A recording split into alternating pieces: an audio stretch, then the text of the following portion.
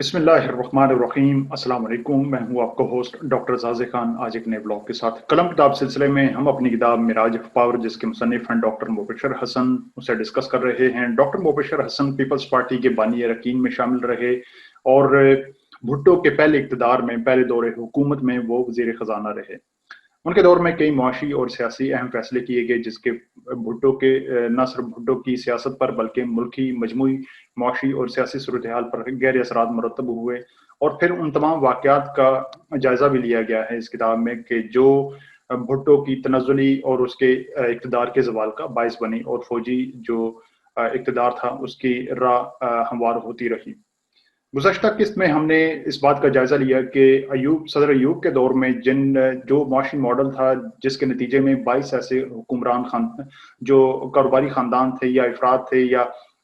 جو کمپنیز تھیں، industrial units تھے، ان کی سرکاری سرپرستی میں کیسے ان کی مدد کی جاتی رہی، سرمایہ کیسے انہیں مہیا کیا جاتا رہا، جن کے نتیجے میں جو سرمایہ دارانہ طبقہ تھا وہ تو امیر تر ہوتا چلا گیا، لیکن جو پاکستان میں جو نچلے طبقے کی غریب کلاس تھی وہ غربت میں مزید دھنستی چلی گئی، جس کے نتیجے میں پھر جب بھٹو نے اپنی پیپلز پارٹی کا منشور ترتیب دیا تو یہ بات سر فہرست رکھی کہ وہ اقتدار میں آنے کے بعد سوشلزم کا جو ماڈل ہے وہ اپنائیں گے، اور اس کے نتیجے میں جتنے بھی جو انڈسٹریل یونٹس ہیں، کاروبار ہیں، بڑے جتنے بھی سرمایہ داروں کے پاس، انہیں قومیہ لیا جائے گا، نیشنلائز کر کے ان میں عام لوگوں کو بھرتی کیا جائے گا، جو اس میں لیبر جو یونینز ہیں انہیں طاقتور کیا جائے گا، اور جتنا بھی سرمایہ ہے اس کی جو ترسیل ہے، اس کے جو اثرات ہیں وہ ٹرکل ڈاؤن کر کے جو نچلا طبقہ ہے وہاں تک پہنچایا جائے گا۔ یہ ان کا ایک معاشی ماڈل تھا۔ بھٹو ان کے جو قریبی ساتھی تھے، پیپلز پارٹی کا منشور وہ لیفٹ جو نظریات ہیں، یعنی بائیں بازو کے نظریات، اس پر مشتمل تھا۔ وہ مارکسزم، لیننزم ان نظریات سے متاثر تھے، اگرچہ یہ جمہوری ایک ان کی اپروچ تھی کہ وہ جمہور کی آزادی بھی چاہتے تھے۔ یاد رکھیے کہ لیننزم یا مارکسزم میں جمہور کے لیے کوئی خاص آزادی تو ہے، لیکن اس حد تک نہیں کہ وہ جو پریکٹیکل جس کی ہم مثال سوویت یونین یا اس قسم کی کمیونسٹ ممالک میں دیکھتے ہیں، جیسے آپ چائنا میں دیکھ رہے ہیں کہ جمہور کو اس بات کی آزادی نہیں ہوتی کہ وہ جو مقتدر کلاس ہو، حکمران کلاس ہو، چاہے وہ پارٹی کی صورت میں ہو یا شخصی اقتدار میں ہو، اس پر وہ اعتراض اٹھا سکیں، لیکن جو کاروباری لحاظ سے وہ اپنے ان کے جو مسائل ہیں یا ان کے جو حقوق ہیں انہیں ملنے کی بات کی جاتی ہے۔ تو بھٹو کے دور میں بھی ان تمام پھر کاروبار کو قومیہ لیا گیا، اور وہ جو تمام وسائل تھے وہ سرکار نے اپنی ریاست جو سرپرستی تھی اس میں لے لیا، اور جو اس کے مالکان تھے انہیں پھر کمپنسیٹ کر دیا گیا، انہیں جو مالی ان کے جو حقوق تھے وہ ادا کر دیے گئے۔ اب دوسرا جو فیصلہ اہم ترین ہوا بھٹو کے دور میں وہ تھا ایکسچینج ریٹ، کہ جو شرح مبادلہ زر تھی، جو روپے کی جو قدر تھی ڈالر کی نسبت، اس میں تبدیلی کیسے لائی جائے۔ اب اس کے لیے بھی کچھ جو پس منظر تھا ایوب دور کا وہ اسے ہمیں دیکھنا پڑے گا۔ ایوب کے دور میں ہوا یوں کہ چونکہ پاکستان کی جو معاشی صورتحال تھی وہ دگرگوں تھی، انفراسٹرکچر کی کمی تھی، بینکس جو بالعموم جو بینکس معاشرے میں ہونے چاہیے عام عوام کی فلاح و بہبود کے لیے، وہ سبھی سرمایہ دارانہ طبقے کے ہاں وہ ان کے پرائیویٹ ان کی دسترس میں تھے، ان کی پوزیشن میں تھے، اور ملکی جو ایک معاشی یا جو مالیاتی یا جو سرمایہ کا ایک نظام ہونا چاہیے اس کی وہ مکمل طور پر عدم موجود تھا۔ اب اس نظام کو بنانے کے لیے اور اس نظام کو اس کی سرپرستی کے لیے صدر ایوب نے خاصی بڑی مقدار میں قرضے لے رکھے تھے تاکہ ملک میں انفراسٹرکچر کو ڈیولپ کیا جائے، جو بجلی کی کمی ہے، گیس کی کمی ہے اسے دور کیا جائے، توانائی کے ذرائع پورے کیے جائیں، اور جو دیگر جو مواصلات کے ذرائع ہیں ان کی تعمیر و ترقی کی جائے۔ تو ان کے دور میں پھر دو آپ نے بڑے ڈیمز کا سنا ہوگا، تربیلا اور منگلا ڈیم، وہ ان کے دور میں منگلا پہلے مکمل ہوا، تربیلا ان کے اقتدار کے آخر میں جو سٹارٹ ہوا، پھر بھٹو کے دور میں مکمل ہوا۔ اس طرح انہوں نے پھر جو اسٹیل مل کراچی میں یا اس قسم کے دیگر جو بڑے منصوبے تھے وہ مشرقی پاکستان یعنی بنگلہ دیش میں بھی مکمل کیے گئے۔ اب ان منصوبوں کی تکمیل کے لیے صدر ایوب نے I M F, world bank اور جو کنسورشیمز تھے، بڑے بڑے جو مالیاتی ادارے تھے، ان سے بھاری مقدار میں قرضے لیے، ان پر بھاری مقدار میں شرح سود بھی تھی۔ یہ قرضوں کی جو مقدار تھی ان کے دور میں جب وہ اقتدار میں آئے تو وہ تھی 97 ملین ڈالر،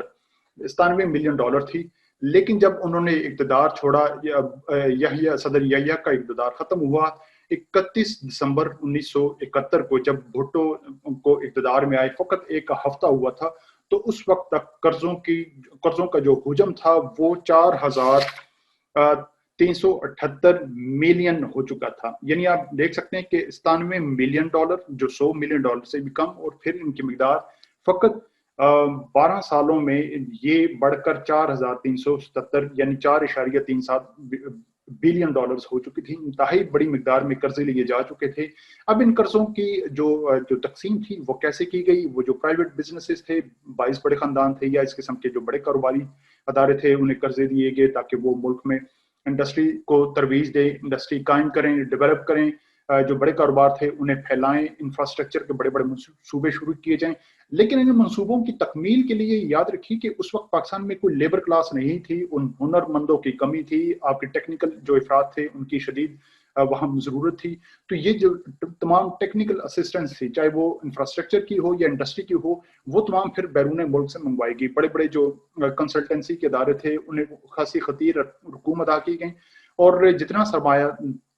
قرضے پر لیا گیا اس کا جو بڑا حصہ تھا وہ پھر انہی کنسلٹنٹ فرمز اور جو لیبر، جو آپ کی ٹیکنیکل لیبر تھی، ان کی ادائیگی میں صرف ہوا. اب جب یہ صورتحال بنی، آپ کا قرضہ بہت زیادہ ہو گیا، اور پاکستان پھر جو اس کا جو سیاسی بحران تھا وہ بھی شدید تر ہوتا چلا گیا 1970 کی دہائی میں. تو پھر اس میں پاکستان اس پوزیشن میں نہیں تھا کہ وہ اپنے قرضوں کی ادائیگی کر سکے. اب جب آپ قرضوں کی ادائیگی نہیں کر سکتے IMF اور کنسورشیم دیگر اس قسم کے اداروں کو، تو پھر آپ کو ان کے ساتھ کچھ جو مذاکرات کرنے پڑتے ہیں، کچھ سمجھوتے، کچھ ان کے ساتھ مصالحت کرنا پڑتی ہے. تو 1963 سے ہی یہ بات کی جا رہی تھی کہ جو شرح سود ہے، مبادلہ کی جو شرح ہے روپے کی ڈالر کے ساتھ، اسے بدلا جائے. تو جو جس وقت بھٹو صدر ایوب اقتدار میں آئے 1955، وہ آئے تھے 1958 میں، لیکن 1955 سے 1958 تک یہ شرح سود جو تھی وہ 3.31 ڈالر فی ڈالر. یہ 1955 میں یہ بن گئی 4.76 روپے پر ڈالر. اب صدر ایوب کے دور میں قرضے لیے جاتے رہے، اور جو آپ کا ٹریڈ بیلنس تھا وہ امبیلنس ہوتا چلا گیا. ہونا تو یہ چاہیے تھا کہ اسی دور سے 1960 کی دہائی میں روپے کی جو قدر تھی، جو مصنوعی طور پر مضبوط رکھی گئی تھی، اسے کم کیا جاتا تاکہ پاکستان کا جو ٹریڈ بیلنسز تھا یا جو بھی معاملات تھے وہ رائٹ ڈائریکشن میں رہتے، وہ درست رخ پر اختیار کیے رکھتے، اور بعد والی جو حکومتیں تھیں ان پر بوجھ نہ پڑتا. لیکن یہ نہیں کیا گیا. 1963 سے بات کی جاتی رہی کہ قرض جو روپے کی قدر ہے اسے کم کیا جائے کیونکہ مصنوعی طور پر قائم ہے. یہ بات نہیں ہوئی. پھر 1970 تک یہ اس میں کوئی قدر و قیمت میں کمی بیشی نہیں کی گئی. تو 1970 میں جب صدر یحییٰ کی حکومت تھی، انہوں نے پھر اس بات کی اشد ضرورت محسوس کی کہ روپے کی جو قدر ہے اسے کم کیا جانا چاہیے، اس لیے کہ قرضوں کا بار بہت زیادہ بڑھ چکا ہے، امپورٹ زیادہ بڑھتی جا رہی ہیں، ٹریڈ امبیلنسز ہیں، کیپٹل امبیلنسز ہیں. تو اس کو کیسے اس کی قدر کا تعین کیا جائے. تو پھر ہوا یوں کہ اس وقت 1970 میں کے اوائل میں، چونکہ اس وقت الیکشن ہونا باقی تھے، تو صدر یحییٰ نے IMF سے بات کی، اور پھر یہ سوچا گیا کہ IMF کہ جب عام الیکشن ہو تو اس کے بعد جو بھی نئی حکومت آئے وہ پھر جو نئی شرح جو مبادلہ ہوگی یعنی روپے اور ڈالر کے مابین وہ طے کریں گے. اس دوران پھر سیاسی بحران جب بڑھ گیا اور پاکستان دو لخت ہوا، تو پھر بھٹو کی حکومت آئی. تو اس پھر اوائل میں دوبارہ سے یہ جو مذاکرات تھے ان کا جو مرحلہ تھا اسے طے کرنے کی بات ہوئی، اور پھر 1972 کی مئی تک یہ مذاکرات چلتے رہے، جس میں پھر یہ طے پایا کہ جو شرح سود تھی وہ 4.76 سے بڑھا کر 11 روپے فی ڈالر کر دی گئی. آپ دیکھ رہے ہیں یعنی 3 گنا روپے کو ڈی ویلیو کم کیا گیا، اس کی قدر کو کم کیا گیا، تاکہ جو ٹریڈ امبیلنسز ہیں اور جو فلوٹنگ ایکسچینج ریٹ ہے اسے اپنایا جائے. اب یاد رکھیے کہ جب IMF سے آپ قرضہ لیتے ہیں، ورلڈ بینک سے، کنسورشیم سے، کسی سے بھی، لیکن بالخصوص IMF سے، تو اس کا ایک جب آپ اس سے نیگوسیشن کرتے ہیں، مذاکرات کرتے ہیں کوئی بھی ملک، تو وہ ایک خاص پیکج کے ساتھ آپ کے پاس آتا ہے. یاد رکھیے کہ IMF اور اس قسم کے بڑے ادارے جو ہیں وہ امریکہ اور یورپین جو طاقتیں تھیں اس وقت، چونکہ ان کا جو شیئر تھا وہ IMF میں زیادہ تھا، تو IMF انہی کی جو جو معاشی ماڈل ہے یا سیاسی ماڈل ہے وہ انہی کی ریپریزنٹیشن کرتا ہے. وہ آپ کی سیاست میں آئی ایم ایف مداخلت نہیں کرے گا, لیکن وہ اپنے ساتھ جو لبرل اکانومی کا ایک کانسیپٹ ہے وہ لے کر آئے گا کہ مارکیٹ اکانومی کو آپ کیسے ترویج دیں. اس کے تحت وہ پھر آپ سے یہ کہے گا کہ آپ اپنے ایکسچینج ریٹ جو ہے اسے کم کریں, ڈالر کے مقابلے میں کرنسی کی قدر کم کریں, اپنی جو آپ کے نیشنل ایسٹس ہیں, جو کاروباری ادارے ہیں اسٹیٹ کے تحت,